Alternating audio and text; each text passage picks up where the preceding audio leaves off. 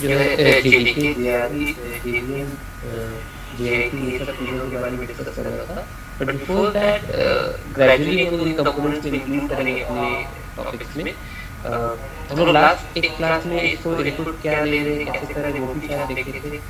If not हम लोग वहाँ से बिगिन करना चाहेंगे। Prerna, if you could recall us what we had learn in the previous class. हाँ सर, प्रीवियस क्लास में हमने फीचर्स ऑफ जावा देखा था, टाइप कन्वर्जन, जिसमें फीचर्स हैं। और उससे पहले वाली क्लास में हमने इनपुट कैसे लेते हैं वो भी हमने सीखा था, stage time class. Okay, right. Now, if you see over here, we have three lines written over here, right? और इसको जब हम प्रोग्राम को रन करते हैं तो कुछ आउटपुट हमें यहाँ पे दिखाई देता है, okay, right. Now, since the previous semester we have learned about how to write codes in C programming, similar to that we would like to compare it with how we are writing a code in Java. The only difference that it makes is that कि C में हमारे पास एक अलग concept था, that is procedural oriented programming was there, जहाँ पे कोई class and object का कॉन्सेप्ट नहीं था. On the other hand, the things we are learning over here, or the codes we are going to write, will always begin with at least one concept of object oriented programming. Either a class should be there or a class with a combination of objects will be there. और आगे जैसे जैसे हम लोग जाएंगे extensively उसकी properties जो है ऐड ऑन होते चले जाएंगे. Okay. So there should always be a class. Inside a class, you can have two things. Okay, inside a class, we are going to have two things, or either of the two things. The first thing is known as the data members. Data members are the variables that we declare inside a class. If you could recall, usually we used to write variables inside the main method. Void main, int main लिखते थे. और उसके बाद हम लोग पहले variables को declare करते थे, int x y z something like that, and उसके आगे फिर हम लोग वेरिएबल्स का इनपुट करा करके वैल्यूज को प्रोसेस करके आउटपुट जनरेट करते थे. बट यहाँ पे जावा के पास दो फैसिलिटी है. आप या तो वो वेरिएबल्स जैसे मेन मेथड में लेते थे, सिमिलर टू दैट आप यहाँ पे भी वैसे ले सकते हो, int x y z, and then उनका वैल्यूज हम लोग या तो स्टैटिकली इनपुट करा सकते हैं, डायनेमिकली इनपुट करा सकते हैं. On the other hand, the second option also is that we can also declare some variables inside a class itself. Int a semicolon double d semicolon something like that. So जो भी या जिस type के भी variables हम लोग जिस तरह से एक मेन फंक्शन या किसी और फंक्शन के अंदर हम लोग डिक्लेयर करके लेते थे, similar to that, we can also have the variables declared inside a class. ये आगे स्टेजेस पे हम लोग को मिलेगा जब हम लोग पॉलीमॉर्फिज्म के बाद जब इनहेरिटेंस और कंस्ट्रक्टर इनके बारे में पढ़ेंगे. बट इसको एक इनिशियल वे में बताने का पर्पस है कि इसका डिफरेंस हम लोग को पता चल जाएगा. Now difference what we have is that when you are dealing with these variables in x y and z, इनका पहचान, इनका जो वैलिडिटी है, स्कोप है, लाइफ स्पैन है, वो सिर्फ उस फंक्शन के अंदर ही सीमित है. मतलब you start from this bracket and you close this bracket over here. तो ये स्कोप हो गया main function. So all the variables declared inside a function will always be existing inside that function itself. The moment you come out of this main function or any other such function, उन variables का पहचान compiler खो देता है. It is unable to recognize or understand the variables, these variables or the value of these variables outside of the function. Imagine करते हैं कि यहाँ पे अगर मेरे पास एक और फंक्शन आ जाता,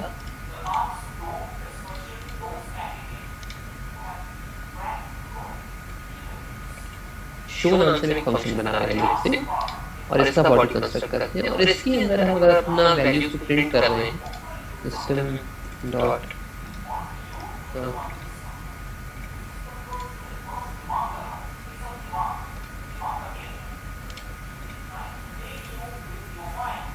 x is equal to inter plus x semicolon.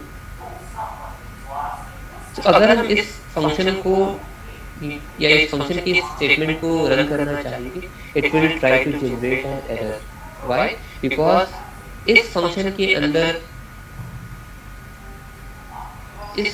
के अंदर जो वेरिएबल हम यहाँ पे यूज कर रहे हैं वो वेरिएबल डिक्लेयर किया गया है किसी दूसरे फंक्शन के अंदर, और उस फंक्शन के बाहर हम उस वेरिएबल को एक्सेस प्रोवाइड नहीं कर सकते फिलहाल। We don't have right now any mechanism at least for the time being कि हम इस वेरिएबल को जो कि एक लोकल फंक्शन के अंदर है उसको हम उस फंक्शन के बाहर एक्सेस करते हैं। तो ये एक एरर आ जाता है। ऑन दी अदर हैंड अगर हम इसी चीज के बदले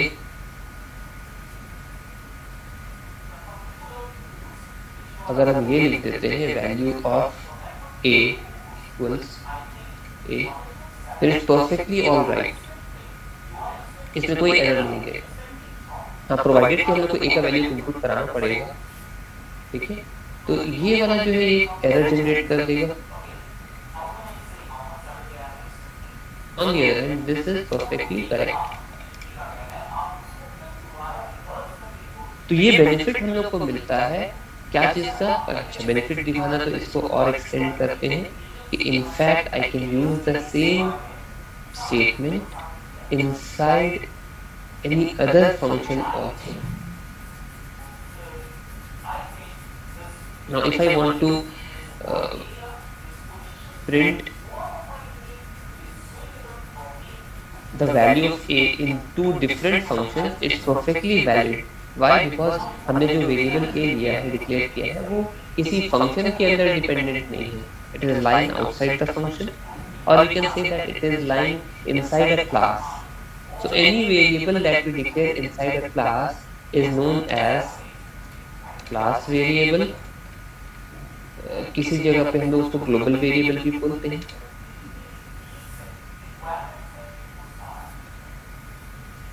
instance variable,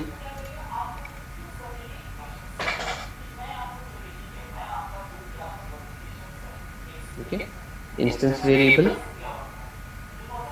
or also known as data members। So what is a data member? Any variable which is lying inside a class, not inside the function but lying inside a class, is known as a data member। So a class consists of two components. First one is the data members. All the variables which we declare inside a class becomes data members, right? Second thing, the second component that a class consists of is the data member methods। ठीक है, second component क्या है? member method या member function। So what is this member method या member function? All the functions including the main also,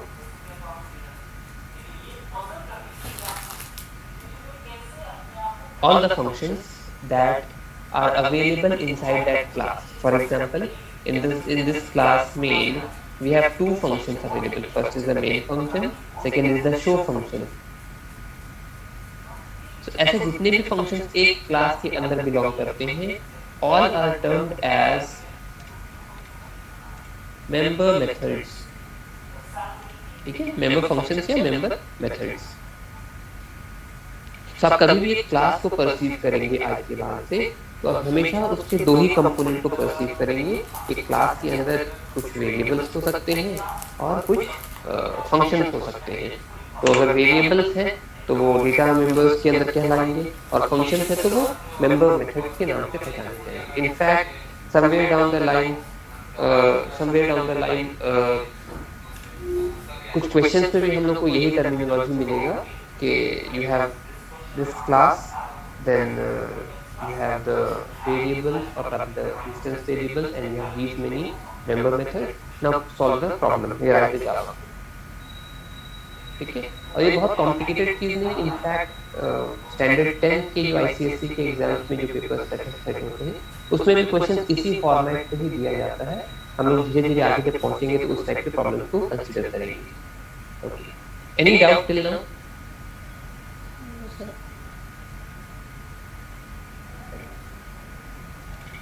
तो आगे बढ़ते हैं, ये हो गए data members and member methods. Now what about the variables, data types, keywords, tokens, operators, all those things that we had learned in the previous semester of C. C definitions में changes नहीं आएंगे। Variable का definition जो हम लोगों ने पढ़ा था या लिखा था, जैसे पिछले समझा था, हूबहू वही चीज रहने वाला है। Variable is a temporary memory location that is used to store a value at a time, and the amount of space required to store a value is defined by the data type of the variable. ये definition यहाँ पे भी exactly वैसे ही बैठता है, and in fact previous semester of C definitions में changes नहीं आएंगे। वेरिएबल का डेफिनेशन जो हम लोगों ने पढ़ा था या लिखा था, जैसे जो समझा था, हूबहू वही चीज रहने वाला है। Variable is a temporary memory location that is used to store a value at a time, and the amount of space required to store a value is defined by the data type of the variable. ये definition यहाँ पे भी exactly वैसे ही बैठता है, and in fact जो rules and regulations एक वेरिएबल के नेम को लेकर के अब हमारे पास अवेलेबल थे सी में, लगभग या in fact up to some level पूरे के पूरे रूल्स वैसे ही जावा में भी लागू होते हैं। So whatever name or the type of name we were using for a variable will always be same in Java also. So वो सब components क्योंकि हमारा पढ़ा हुआ है, I think you might be having the notes, तो हम लोग उन सब चीजों को रिपीट दोबारा नहीं करेंगे। We would like to skip out on those things because हमारा सिलेबस बहुत ही वास्ट है, and we would like to reach और cover up all the components जो कि हमारे लिए ऑब्जेक्ट ओरिएंटेड प्रोग्रामिंग के पर्सपेक्टिव से नए हैं। Okay, now one interesting thing that we would like to discuss is that Prerna, did we understood about the concept of typecasting in the previous class? Yes. Okay, what is typecasting? So typecasting is conversion of a data type from one type to another, या फिर operation between two data types. Then अगर दो data अलग different data types के बीच में अगर कोई operation हो रहा है तो टाइप कास्टिंग के थ्रू हम ऑटोमेटिकली मतलब इम्प्लिसिटली रिजल्ट वाले डेटा टाइप को कर सकते हैं, या फिर एक्सप्लिसिट मतलब टाइप कन्वर्जन हमारे पास दो टाइप के होते हैं, implicit and another one is explicit. तो इम्प्लिसिट में ऑटोमेटिकली वो डेटा टाइप जो है रिजल्ट का वो जावा मतलब जेवीएम के थ्रू डिसाइड हो जाता है। और अगर हम एक्सप्लिसिट में क्या होता है, इम्प्लिसिट में हम कहते हैं अगर हम डेटा टाइप का कन्वर्जन हायर इसमें जा रहे हैं हायरार्की में, अगर हायर डेटा टाइप के थ्रू लोअर से हायर में अगर हम चेंज करते हैं तो वो ऑटोमेटिकली हो जाता है। बट अगर हम फोर्सफुली अगर हम एक हायर डेटा टाइप को लोअर में कन्वर्ट करते हैं तो वो हमें एक्सप्लिसिटली उसको करना पड़ता है। Okay.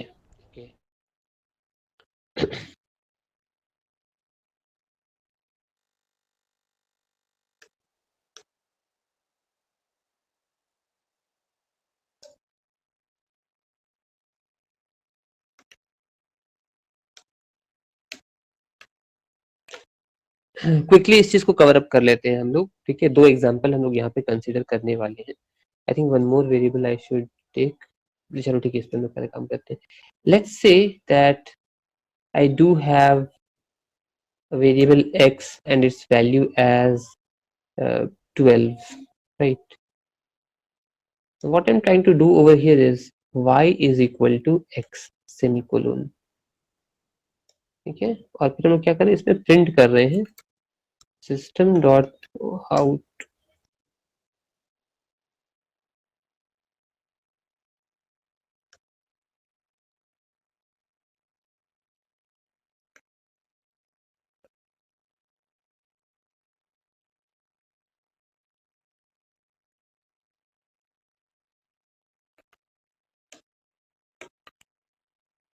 value of x is equal to plus x semicolon. फिर से स्टेटमेंट को कॉपी करते हैं,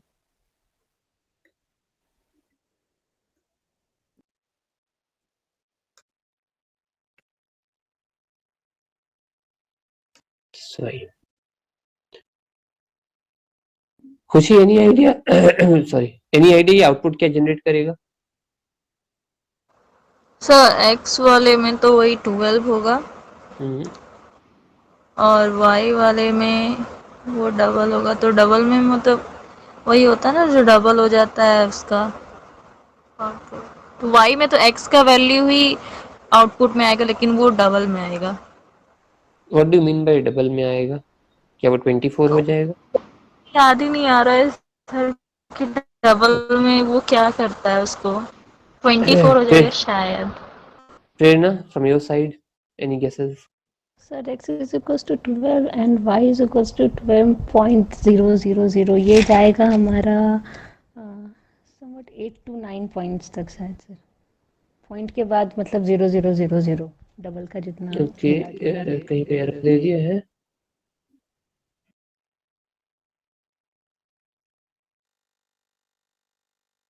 सर एक ब्रेसेस छूटा हुआ है शायद।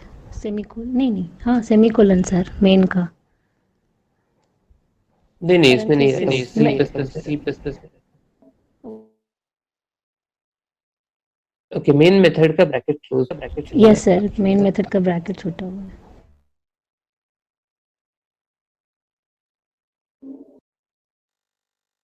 सी, दिस इज द रिजल्ट।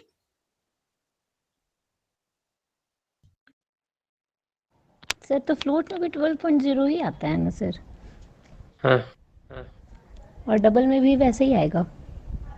जी हाँ।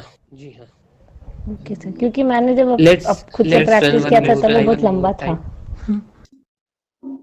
सी, इट डिपेंड्स, अगर हम वहाँ पे कुछ डिवीजन ऑपरेशन लगा देते हैं तो वो वैल्यू आगे चला जाएगा, but it's unnecessary to show 12.00000 उतना लंबा। वो समझ में आ रहा है कि 12.0 लिख देना सफिशिएंट है। हाँ got it sir, yes sir got it. ठीक है, if you talking about float, let's say z ले लेते हैं, then if I'm putting it out in this way that z also is equal to x, and then यहाँ पे copy paste,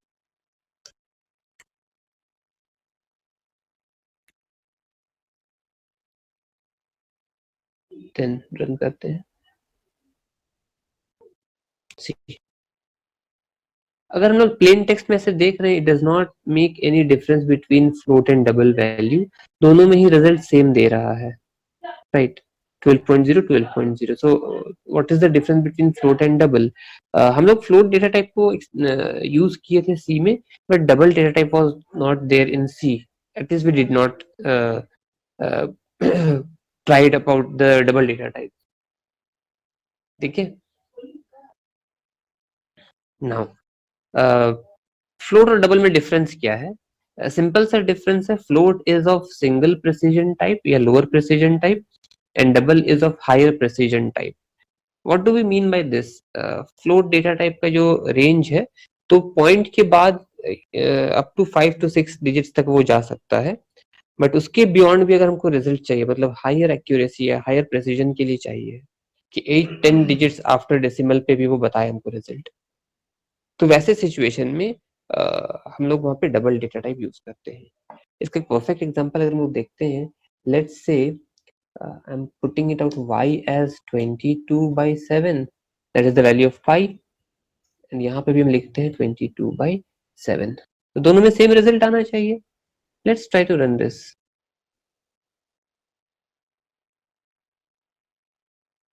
3.0, any idea ऐसे क्यों दे रहा है?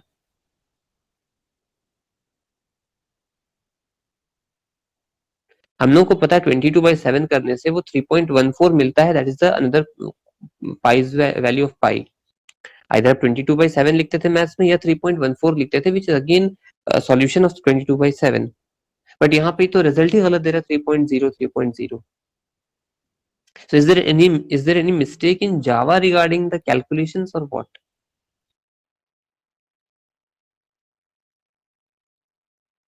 Any guesses?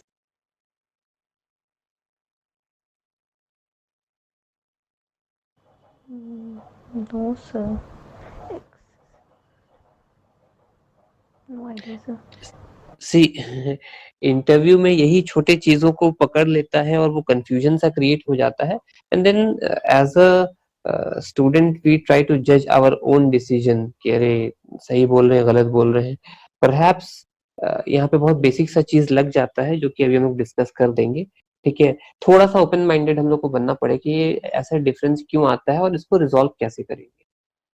हम लोग इसका पहले करेक्ट सॉल्यूशन बना देते हैं। ठीक है, I'll simply change it out to 22.0 7.0। so for us 22 हम लोग लिखे या 22.0 लिखे, वो both are same thing for us for the end user। ये कंप्यूटर या कंपाइलर के लिए अलग हो जाता है कि एक आप इंटीजर में ले रहे थे, अब उसको आप चेंज करके फ्लोट या डबल में ले रहे होगे। ठीक है, अगेन मोस्ट लाइकली एक एरर शो करेगा,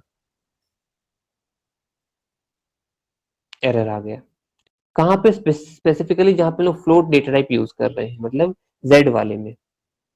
ठीक है, तो फॉर द टाइम बिंग हम इसको थोड़ा सा स्किप आउट कर देते हैं, इस लाइन को कमेंट लाइन बनाते हैं, यहाँ पे भी कमेंट लाइन, ताकि एटलीस्ट हम लोग जनरेट कर दें आउटपुट अपना। सी 3.148571 वो कितना डिजिट तक जा रहा है, let's count it out. 1 2 3 4 5 6 7 8 9 10 15 digits तक जा रहा है। कैन यू इमेजिन 15 डिजिट्स तक।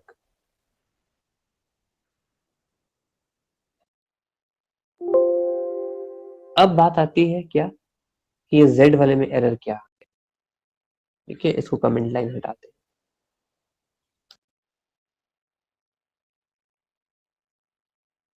इसमें हम बस इतना चेंज कर रहे हैं, 0f 0f।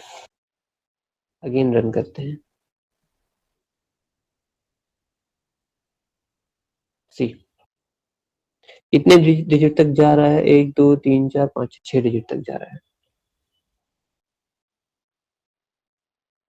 सो ये पहले हम लोग समझते हैं कि डबल और फ्लोट में आपको डिफरेंस समझ में आया। एक लोअर प्रिसीजन है फ्लोट और हायर प्रिसीजन तक जाना है तो we are going to use double. First difference. Second difference कि जब हम फ्रैक्शनल वैल्यू को कंसीडर करते हैं, जैसे हमने लिया 22.0 या 7.0, जावा में हमारे पास फ्रैक्शनल वैल्यू को लेने के लिए दो डेटा टाइप अवेलेबल है, फ्लोट एंड डबल, जिसमें से कोई एक को तो डिफॉल्ट वैल्यू होना चाहिए था।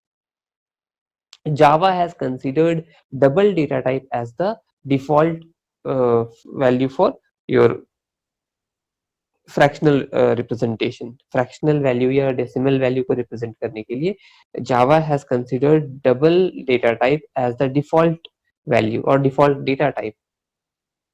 So that's why whenever we write any value in this order like 22.0 या 3.75, by default all these values turn out to be of double data type। सो यहाँ पे क्या हुआ y वाले इक्वेशन में, इन दिस इक्वेशन हमारे पास न्यूमरेटर जो है 22.0 वो भी डबल डेटा टाइप में है, और जो हमारे पास डिनोमिनेटर है 7.0 वो भी डबल डेटा टाइप में है। So we are trying to perform division operation on double data type values where the numerator is also double data type and denominator is also of same data type। तो दोनों same data type के हैं तो वो execute करके output दे रहा है। And in fact the big big picture is that कि जब हम रिजल्ट स्टोर कर रहे हैं y में, y is also of double data type. So यहाँ पे सब तो एक ही डेटा टाइप के थे, कोई कंफ्यूजन नहीं था, कोई प्रॉब्लम नहीं था, वो कन्वर्ट करके तुरंत से रिजल्ट जनरेट कर दिया। But once when we come to this z equal to 22.0, फिलहाल अभी हम f हटा दें एंड 7.0, तो जब तक हम इक्वल टू के राइट हैंड साइड देख रहे हैं 22.7 22.0 is a double data type, 7.0 is also double data type. तो यहाँ तक तो कोई दिक्कत नहीं है, दोनों सेम ऑर्डर के हैं, सेम डेटा टाइप के हैं, ऑपरेशन परफॉर्म हो जाएगा। रिजल्ट जब वहां पे जनरेट हो रहा है तो वो क्या हो रहा है, उस रिजल्ट को जो कि एक डबल डेटा टाइप वाले में है उसको हम स्टोर करना चाह रहे हैं एक ऐसे वेरिएबल में जो कि डबल डेटा टाइप में नहीं है, वो किसी और डेटा टाइप में, फ्लोट में। सो इक्वल टू के लेफ्ट हैंड साइड में आपके पास जो वेरिएबल है जो एक्सपेक्ट कर रहा है कि यहाँ पे एक फ्लोट टाइप का वैल्यू स्टोर होना चाहिए, लेकिन उसको इक्वल टू के राइट हैंड साइड में क्या वैल्यू मिल रहा है, that is of double data type. तो ये टाइप मिसमैच हो रहा है। ठीक है ना, ये टाइप कास्टिंग, ये टाइप कन्वर्जन हम लोग समझ रहे थे, इसमें टाइप मिसमैच हो गया। कि इक्वल टू के पहले एक और डेटा टाइप एक्सपेक्टेड है और इक्वल टू के राइट हैंड साइड में आप कुछ और डेटा टाइप हमको एक्सपेक्ट कर प्रोवाइड करा रहे हो. So the data types are being mismatched. So if the data types mismatch, वहां पे एरर जनरेट हो जाता है, जैसा हम लोगों ने अभी देखा. अब इसका सॉल्यूशन क्या है? How are we going to differentiate between float and double? तो बहुत सिंपल सा रूल उसने बोला कि आप जब जब भी एक फ्लोट वैल्यू कंसीडर करते हो, जस्ट उस वैल्यू के बाद आप एफ लिख दो. ठीक है, एफ लिख दो. एंड इनफैक्ट ये रूल ऐसा नहीं कि जावा से आया है. In fact if you go back to C, और उसमें और भी प्रीवियसली जो डेटा टाइप्स हैं जिसको हम लोगों ने यूजुअली यूज नहीं किया है कभी, लॉन्ग फ्लोट इज देयर, या लॉन्ग डबल या लॉन्ग इंट है, ऐसा कोई डेटा टाइप्स जो उसमें लॉन्ग टर्म यूज किया जा रहा है, तो वहां पे हम लोग ये कैरेक्टर्स यूज करते थे, एल एफ या एल डी ऐसे करके. इंट के लिए हम लोग परसेंटेज डी यूज करते थे, और वहीं पे अगर हमारे पास लॉन्ग इंट आता था तो परसेंटेज एल डी यूज करते थे. सिमिलर टू दैट फ्लोट के लिए भी और लॉन्ग फ्लोट के लिए भी वैसे ही था रिजल्ट. तो यहाँ पे भी हम लोग उसी प्रॉपर्टी को उठा करके यूज कर रहे हैं कि just to make a difference between the double data type and the float data type, आप जब भी फ्लोट वैल्यू लिखते हो तो वहां पे उसके एंड में एक एफ लेटर लगा दो, ताकि उससे वो फ्लोट में कन्वर्ट हो जाए. अदरवाइज अगर आप नहीं लगाते हो तो क्या करेगा, उस फ्रैक्शनल वैल्यू को वो हमेशा by default double data type का समझेगा. Is it clear? Yes sir. Khushi? Yes sir. Any doubt till now? No sir. Sir मुझे तो साउंड ही नहीं आ रहा है, नेटवर्क प्रॉब्लम है इतना ज़्यादा. अच्छा ठीक है. आई थिंक इसका रिकॉर्डिंग तो आपको मिल जाएगा. अगर उसमें भी फिर कुछ डाउट्स रहता है तो डेफिनेटली नेक्स्ट क्लास में हम लोग कवर अप करने की कोशिश करेंगे. देखिए, जब नेटवर्क का इशू है थोड़ा सा मैनेज करने की कोशिश कीजिए, या दोबारा से आप रिज्वाइन होने की कोशिश करो. नेटवर्क इशू तो थोड़ा सर हो गया बात because of bad. Okay, so will continue with this. So ये फ्लोट और डबल के बीच में डिफरेंस समझ में हम लोग को आ गया. Now we want to proceed कि अगर हमको यहाँ पे टाइप कास्टिंग करना है, हमने मिस आउट कर दिया यहाँ पे. ठीक है,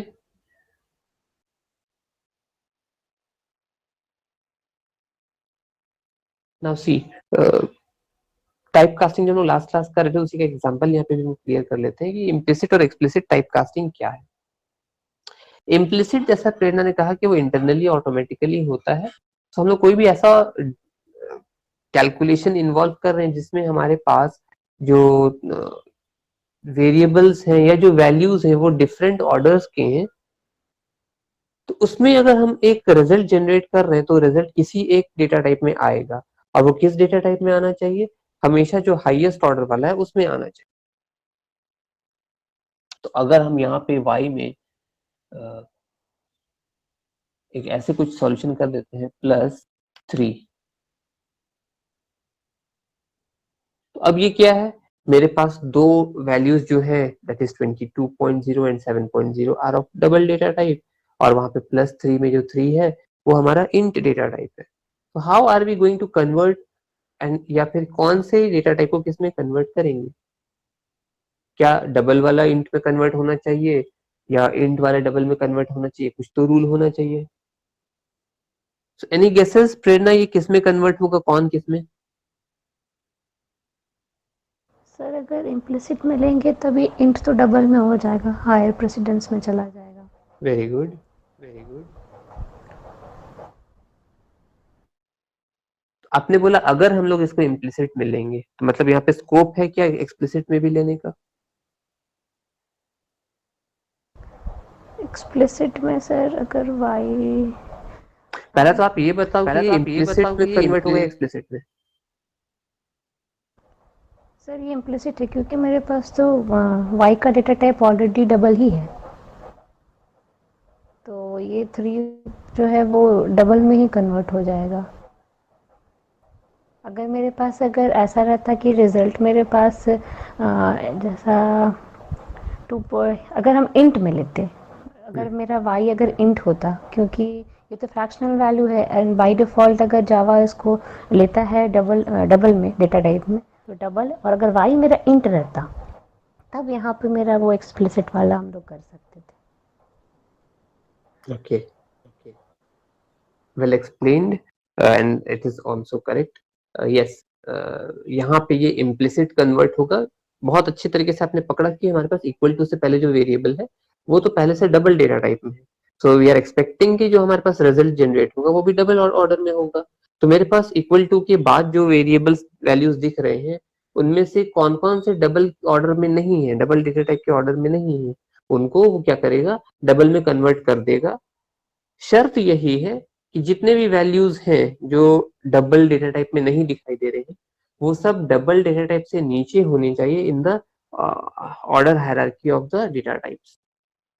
सो जैसा हम लोग ने लास्ट क्लास में डिस्कस किया था, देयर आर 8 प्रिमिटिव या प्राइमरी डेटा टाइप्स इन जावा। उनका एक सीक्वेंस रहता है, उनमें सबसे हायर ऑर्डर वाला जो प्रेफरेंस होता है या सीक्वेंस में होता है वो डबल डेटा टाइप है। तो क्योंकि यहाँ पे इंट जो है वो लोअर ऑर्डर वाला है, so lower order data type will automatically get converted into higher order data type, and that's why 3 will get implicitly internally automatically converted into 3.0. So 22 by 0 divided by 7.0 plus 3.0 जो भी result देता होगा y will store that one. तो ये हो गया implicit, जहां पे एक lower order data type higher order में automatically internally without the intervention of the user वो convert हो जा रहा है, that is known as implicit typecasting. On the other hand, यहाँ पे हम लोग अगर जैसे देख रहे हैं तो यहाँ पे अगर हम यहाँ पे ये तो ऐसे ही पता चल जाएगा कि इक्वल टू के पहले जो हमारे पास डेटा टाइप है वो लोअर ऑर्डर का है as compare to the result that is being generated at the right hand side of the equal to. तो इसको ओवरकम कैसे कर सकते हैं, या तो भाई आप दोनों को सेम ऑर्डर में ले आओ जैसा हम लोगों ने किया था 22.0f डिवाइडेड बाय 7.0f लगा करके, या फिर इसको आप एक्सप्लिसिटली कन्वर्ट कर दो into the same order data type that is expected at the left hand side. इसका मतलब है जो डेटा टाइप फ्लोट जो z का है उसी को हम यहाँ पे ऐसे लिख देंगे फ्लोट 22.0 डिवाइडेड बाय 7.0। अब ये क्या करेगा, पहले इसको सॉल्व करेगा 22.0 और 7.0 को सॉल्व करने से रिजल्ट क्या मिलता है, जो भी रिजल्ट मिलेगा डेफिनेटली यही रिजल्ट होगा यहाँ जो नीचे हम लोग को मिला था y का। इसमें से क्या करेगा, जहां तक फ्लोट का वैल्यू है उतना रखेगा, बाकी को डिस्कार्ड कर देगा। वाई, बिकॉज यहाँ पे हमने उसको फोर्सफुली बोल दिया कि भाई तुम रिजल्ट जो है मुझे फ्लोट ऑर्डर में दे दो, फ्लोट डेटा टाइप में दे दो। तो क्या कर रहा है, उसको कट शॉर्ट कर दे रहा है ना, कट शॉर्ट कर दे रहा है। एक्सप्लिसिट में हमेशा ये चीज होगा कि आप हमेशा अपने रिजल्ट को कर्टेल करोगे, कट शॉर्ट करोगे, मिनिमाइज करोगे। अब अगर जैसे फ्लोट में मिल रहा है, फिर अगर हम उसको चाहते हैं इंट में कन्वर्ट करने के लिए, तो वो पूरा 0.14285 जो भी रिजल्ट आ रहा है उस पूरे को डिस्कार्ड करके सिर्फ 3 रिजल्ट दे देता। अब अगर हम इसको रन करते हैं,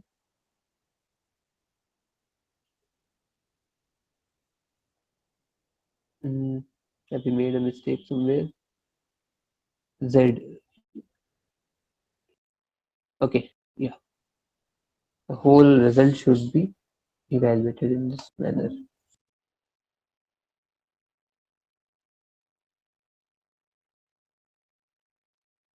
See.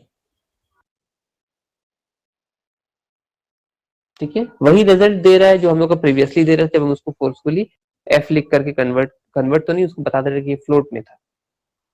ठीक है, तो ये बहुत माइन्यूट सा चीज है जो इंटरव्यू में भी पूछ सकता है, और इनफैक्ट जब हम लोग एक प्रोडक्ट को डेवलप करते हैं और उसमें अगर हम लोग डेटा टाइप इनकरेक्ट ले लेते हैं तो ये बहुत बड़ा एक सरदर्द बन के निकल सकता है। बिकॉज इमेजिन करो कि आप एक प्रोजेक्ट डेवलप कर रहे हो काफी दिनों से, महीनों से, बहुत ज्यादा उसमें वर्किंग आवर्स डाल करके, बहुत एफर्ट डाल करके आप एक प्रोजेक्ट डेवलप कर दिए, just because you have taken one simple incorrect data type, आपका प्रोजेक्ट जो है वो या तो रन गलत तरीके से कर रहा है या एक्सपेक्टेड आउटपुट जनरेट नहीं कर रहा है, ये एक ऐसा बग क्रिएट कर दे रहा है जिसको खोजने के लिए हमको पूरा कोड दोबारा से रेक्टिफाई करना पड़ेगा, देखना पड़ेगा।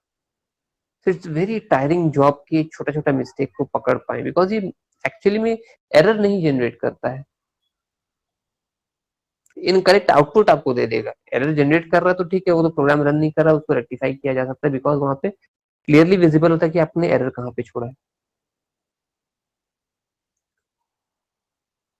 So that's why it is very necessary, very important for a developer कि आप एक प्रोग्राम को एक्सप्लोर कर रहे हो लिखने से पहले उसका एक आइडिया जनरेट कर लो कि ये कौन कौन से डेटा टाइप के वेरिएबल्स, ये कितने वेरिएबल्स और कौन से टाइप के वेरिएबल्स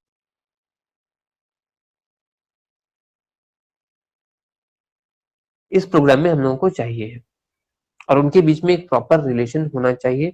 अगर कन्वर्जन का इशू आ रहा है, we are not left with any other choice other than to convert from one order to other other order data type, तो फिर वहां पे आपको याद रखना पड़ेगा कि भाई किससे किस में कन्वर्ट करना है, एक्सप्लिसिट है या इम्प्लिसिट है।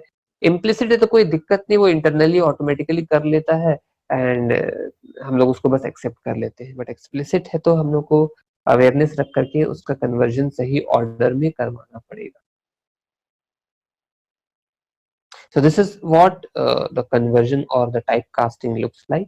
You have to be very sensitive about the data types or the variables that are containing these values, और इनके बीच में अगर conversion होता है तो वो किस order में होता है। Is it clear? Yes, sir. Fine.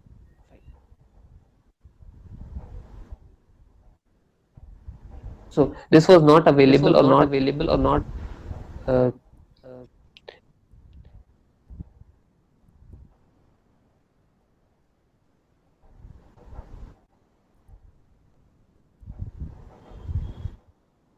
Pritam, could you please mute yourself?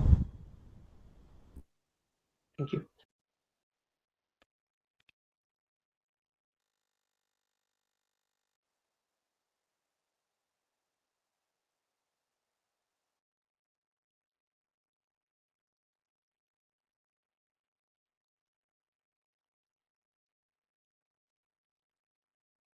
Fine, तो ये हो गया हमारे पास डेटा टाइप के रिगार्डिंग जो टाइप कास्टिंग का एक इशू था, उसको हम लोगों ने अटेन किया है। Now after completing this task, once we go to the conditionals, the things related to the usage of conditions like if, else, nested if else if, switch statements, all those things are exactly the same that we have understood in the previous semester in C programming. The syntax has not changed a single bit. The operation or the way the things are evaluated has not changed a single bit. So whatever technique we have used in the previous semester regarding C, the same will be incorporated over here.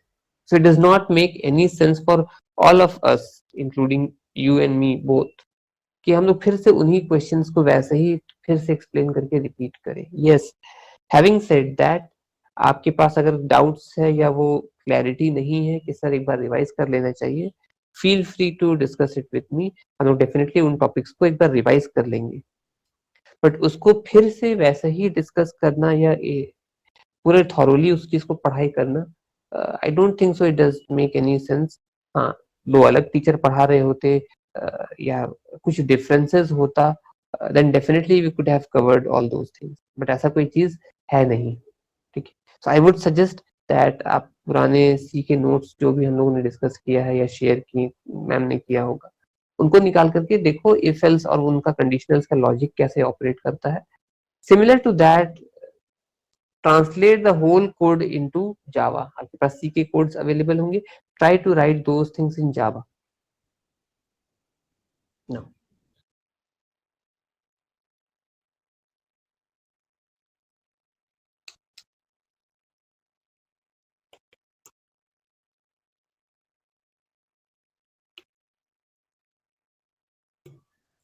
Operators, operators के बारे में थोड़ा सा हम लोग बात इसलिए कर रहे हैं बिकॉज यहाँ पे हम लोग को मिलता है bit wise operator.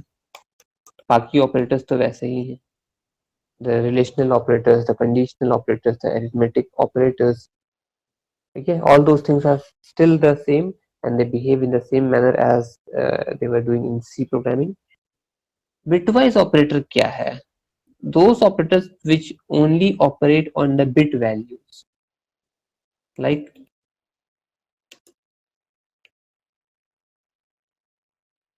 left shift operator,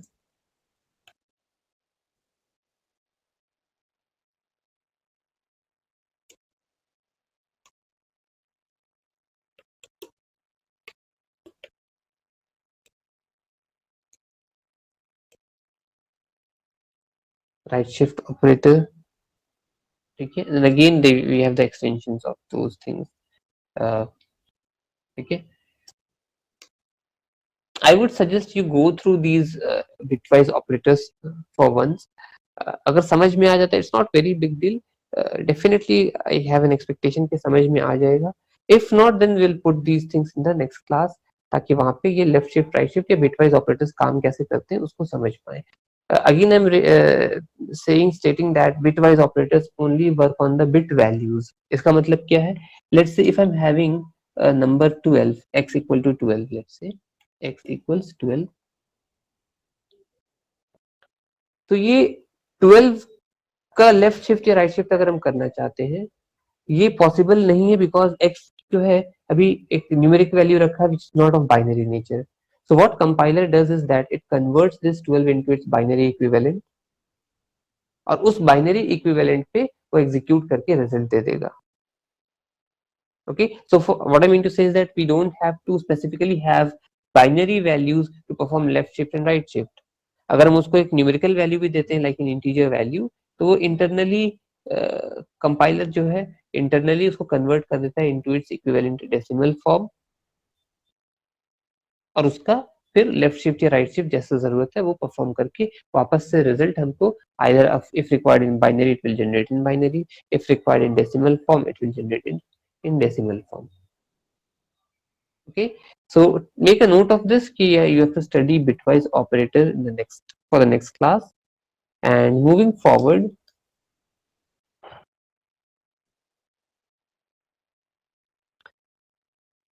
so we have the conditions, the if else, the switch statements, all those in the same way as we have understood in C. We also have the loops, while loop, do while loop and for loop. Again they are working in the same manner as they have been working in C language. तो यहाँ तक का concept हमारा वैसा ही है. Definitely हम लोग ये काम करेंगे कि हम लोग नेक्स्ट क्लास से कुछ इन पे कुछ क्वेश्चंस रैंडमली उठा करके इवेलुएट करने की कोशिश करेंगे and we should look forward to creating more complicated problems या finding the solution to more complicated problems. Like चलो यही एक एग्जांपल कंसीडर करते हैं कि एक नंबर सिस्टम को कन्वर्ट करना. How do we convert binary into a decimal और अ डेसिमल इनटू बाइनरी, या किसी एक ऑर्डर से दूसरे ऑर्डर में कन्वर्ट करने का रूल क्या है. We must find the logic और द एल्गोरिदम फॉर दैट. आप लोगों को अगर पेन पेपर दे दिया जाए तो you know the mechanism how to convert a binary into decimal या decimal into binary, but how are we going to achieve the same thing using the computer? तो उसके लिए प्रोग्रामिंग लैंग्वेज में हम लोग को सहारा लेना पड़ेगा जावा में कि कैसे कन्वर्जन टेक्निक पॉसिबल. कोशिश करेंगे आने वाले 2 से 3 क्लासेस में हम लोग इनको भी कवर अप कर सकें. Right, just a moment please.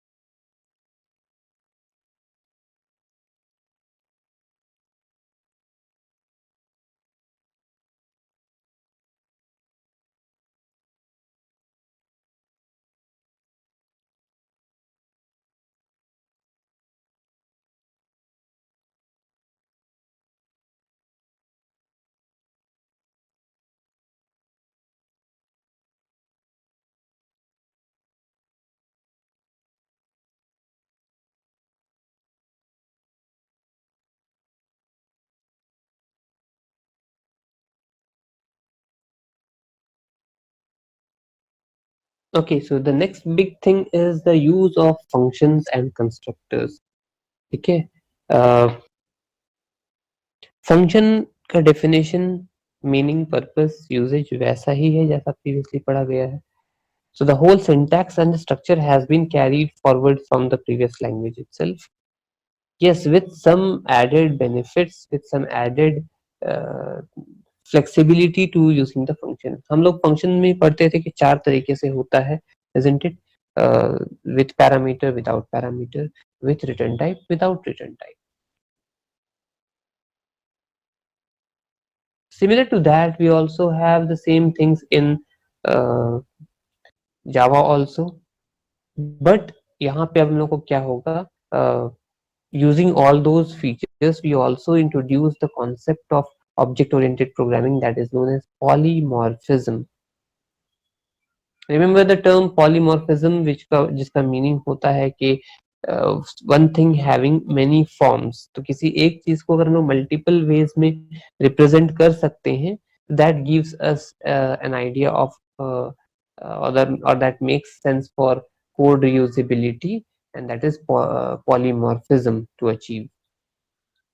So I think from the next class onwards we will begin with the concept of polymorphism, जहाँ पे हम लोग एक प्रोग्राम में समझाएंगे कि फंक्शन ओवरलोडिंग क्या होता है, and function overloading will justify the idea of polymorphism.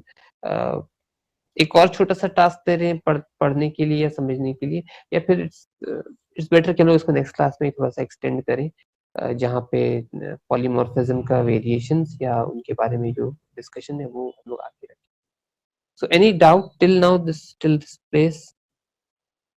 No, sir. Okay. So हम लोग अचानक से काफी चीजों को स्किप आउट करके आगे आ चुके हैं. The onus is on all of you कि आप लोग एटलीस्ट उन चीजों को with in 1 to 2 days cover up brush up कर लो.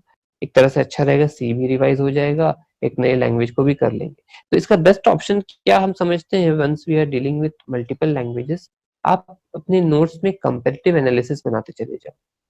Right down the question, left side में आप सॉल्व करो यूजिंग सी, राइट साइड में आप सॉल्व करो यूजिंग जावा. सो वो नोट जो बन करके आएगा by the end of the semester, एक ऐसा नोट रहेगा जिसमें आपके पास 2 लैंग्वेज रेडी होंगे. So in future, if you require it for preparation for your interviews or for skill development, आपने एक ही नोटबुक खोला और वहां से दोनों के बारे में 2 लैंग्वेजेस आपने रिवाइज कर लिया. So everyone has got their own way of writing or preparing the notes. It's up to you. मेरे साइड से एक सजेशन बस था, अगर वैसे पढ़ते हैं तो क्या होगा, पैरेलली हम एक ब्रश अप भी करते जा रहे हैं, रिवाइज करते जा रहे हैं, और साथ में नई चीज को कंपेयर करके भी देख रहे हैं कि कहाँ कहाँ पे चेंजेस दिखाई दे रहा है. So that will make the understandability of a new language like Java, and next में आप जब कभी Python पढ़ोगे या any such language, it will make the life much more easier. Otherwise फिर से वही लॉजिक को फिर से डिफाइन करना, एक्सप्लेन करना, I don't think so कि it does make any kind of sense.